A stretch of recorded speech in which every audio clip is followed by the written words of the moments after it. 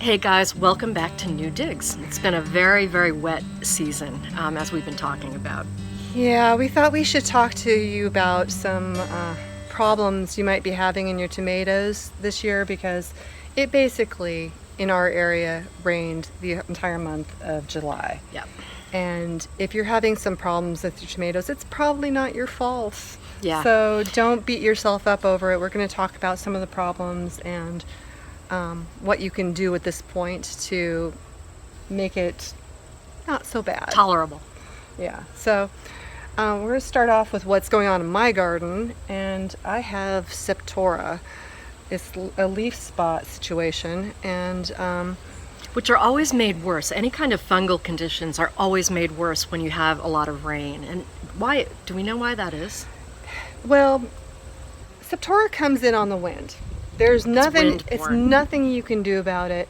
It doesn't overwinter here in the Northeast. It's too cold. Okay. So it comes in on the wind, and it just is what it is. There's nothing you're going to do to prevent it happening other than just having really good organic practices and making your plants as healthy as possible to begin with. To resist. Right. You're going to want to have deep roots, healthy plants, full of nutrition. You're going to want to mulch your vegetables, your tomatoes in particular. Right.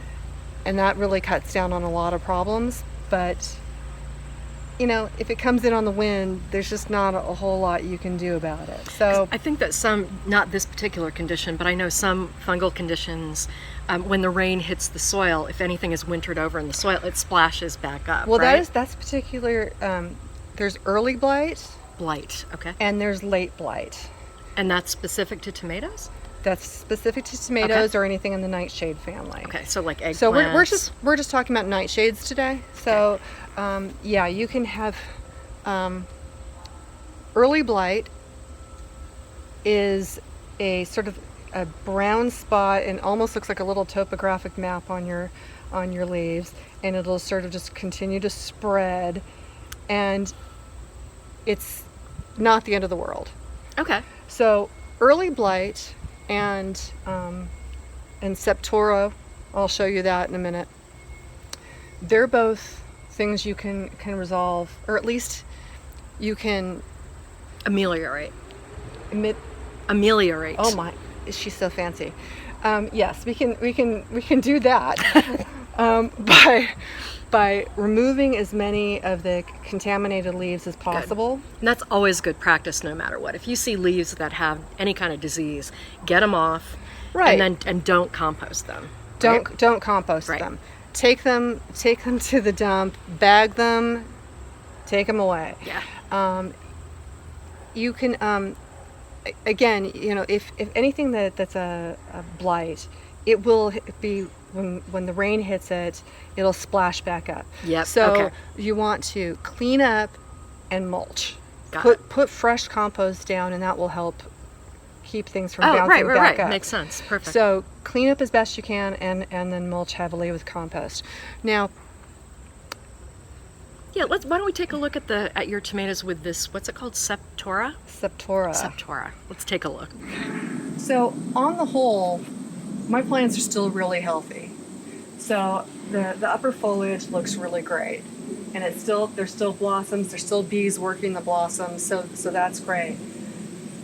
Down below is where the problem is. So if you get down here, you start to see very spotty foliage. Now, I took away all the bad foliage just a few days ago, so this is all brand new.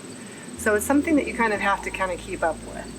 But if something looks like this, it's not photosynthesizing. So it's not doing you any good anyway.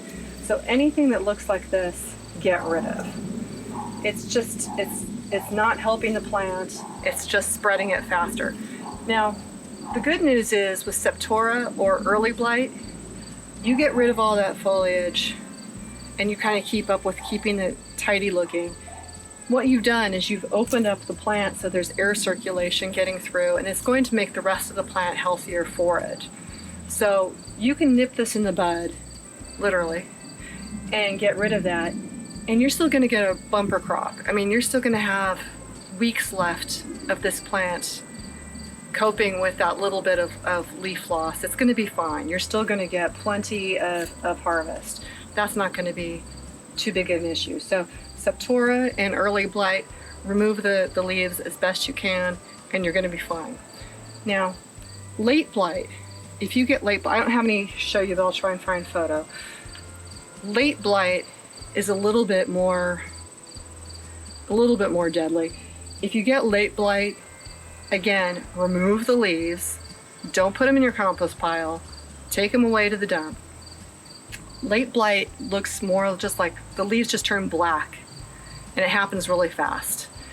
Late blight, you don't have as much of a window because once you've removed the contaminated fruit and leaves, it happens pretty fast. So you'll still get some harvest possibly, but you're not going to be able to continue to harvest well into the season. We're just sort of at the beginning of the season, so let's hope that no one gets late blight. Another issue that you could have at this time of year is blossom end rot. Now, it's basically the fruit develops, it looks great, and then all of a sudden on the blossom end, it will end up getting a big rotten spot, and there's just nothing you can do, and the fruit is useless. So that is caused by a calcium deficiency. So generally, I think of blossom end rot is something that you can really prevent.